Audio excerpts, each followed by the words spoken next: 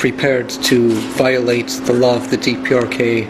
Before coming here, I deliberately committed my crime. This is the crazy story of a guy who wanted to remain a prisoner in North Korea. Even when he was given the opportunity to go back to the US as a free man, this guy refused. We're talking about 24-year-old Matthew Miller from California originally, went to Pyongyang and at the airport tore up his tourist visa and then was claiming asylum in the country. He said he was determined to remain in North Korea at all costs. His name is Matthew Todd Miller, and he is an English teacher from California. But in his notebook journals, he claimed to have accessed top secret files at US military bases, and that he was on a mission of removing the American military from South Korea. He made all these incredible revelations at a time when he shocked the world by surrendering himself to the North Korean government.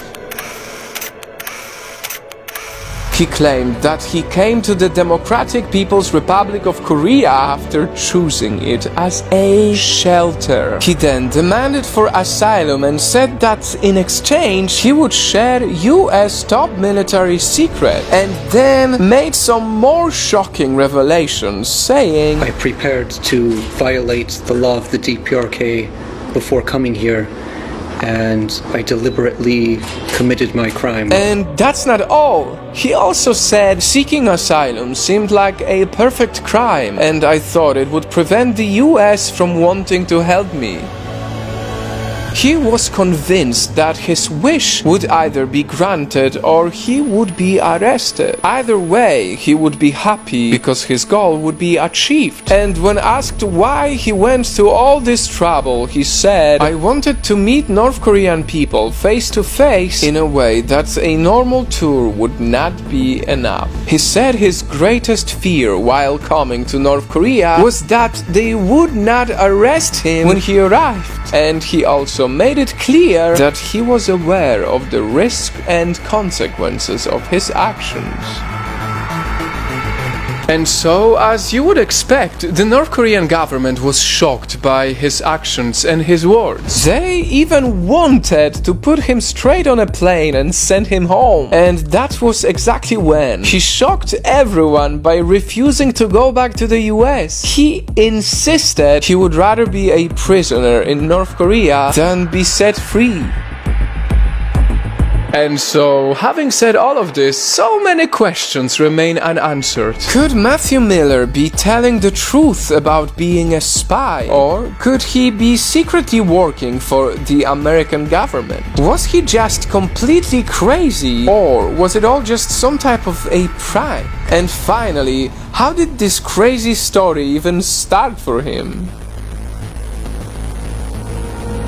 Well, before ending up in North Korea, Matthew Miller first took a trip to South Korea because his brother was stationed there at the time as a pilot with the US Air Force. While there, Matthew took a job teaching English and even learned some Korean in the process. But strangely enough, while he was in South Korea, he changed his name to Preston Somerset. After that, even more strangely, he suddenly became obsessed with the Democratic People's Republic of Korea.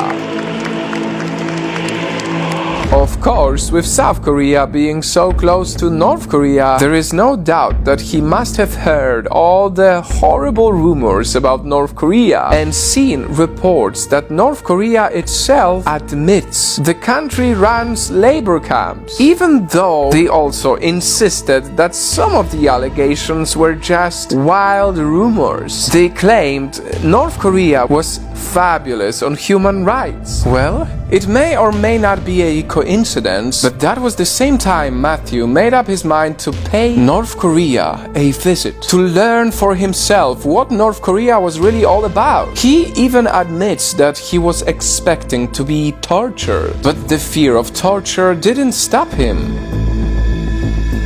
So he created plenty of drama when he arrived at North Korea's airport, tearing up his visa and wildly demanding for asylum. Unfortunately for him, he was not granted the asylum he was hoping for. Instead, he was arrested and accused of going to North Korea to spy. And this was the point where he was given the option to being deported back to the US. But as I revealed at the beginning, Matthew refused. He insisted on remaining in North Korea.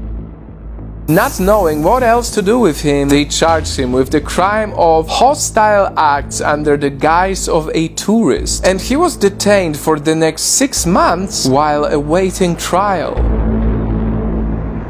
During this time, he was kept in isolation and forced to dig in fields 8 hours a day. And then, finally, he was charged in court. At his trial, he was not even provided with a lawyer, and at the end of it, the Supreme Court convicted him. He was sentenced to 6 years of hard labor with no possibility of an appeal. That was when the gravity of his situation finally seemed to dawn on him. He then changed his whole plea from asylum to a cry for help.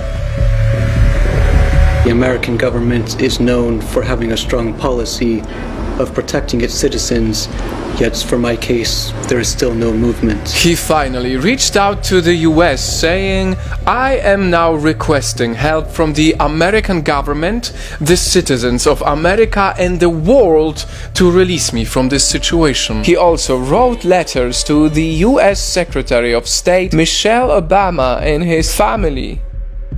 Dear Secretary of State, my name is Matthew Miller. I am currently in prison in a DPRK. I have written letters to my government requesting help and used the interviews with CNN and AP. However, there has been no movement and I have been sentenced for 6 years. I am now directly writing this letter in hope that someone will become involved with my case and relieve me from this situation. Yes, the North Korean government surprisingly allowed him to be interviewed by CNN. After that interview, his prayer was answered. The US government intervened in his case, and the American Director of Intelligence was sent on a secret mission to North Korea. Thankfully, the mission was successful. He secured Matthew's release after being detained for over 6 months. Matthew was happily reunited with his family, and lots of people were glad to welcome him back, though some insisted he deserved it, and others felt he got what he wanted. Well, I think it's a wonderful day for them and their family. Obviously, we're very grateful for their safe return. But even though it all ended well for Matthew Todd Miller, no one can still say for sure if he was just an average American teacher or an American spy.